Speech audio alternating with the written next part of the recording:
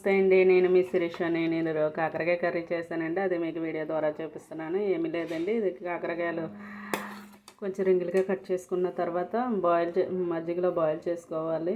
Boil చేసుకున్నప్పుడు కొద్దిగా చిటికెడు పసుపు, కొద్దిగా సాల్ట్ వేసుకొని బాయిల్ చేసుకుని తర్వాత అన్ని కూరలు ఎలా చేసుకుంటామో అలా చేసుకోవాలి. ఆయిల్ వేసుకున్న తర్వాత ఒక ప్యాన్లో ఆనియన్స్ ముక్కలు, పచ్చిమిర్చి వేసుకోవాలి.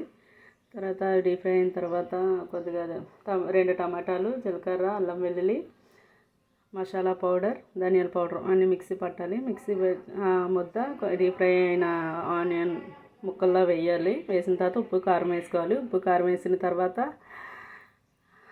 కొంచెం బాగా వేగనివ్వాలి. వేగనిచ్చిన తర్వాత ఈ బాయిల్ చేసిన కాకరకాయ ముక్కలు వేసుకుని కొంచెం సేపు అందులో అలా వేగనిచ్చిన తర్వాత దగ్గర పడ్డ తర్వాత కాకరకాయ కర్రీ రెడీ అయిపోతుందండి, అంతే. సో ఆ వీడియో కనుక మీకు నచ్చినట్టయితే లైక్ చేసి సబ్స్క్రైబ్ చేసుకోండి.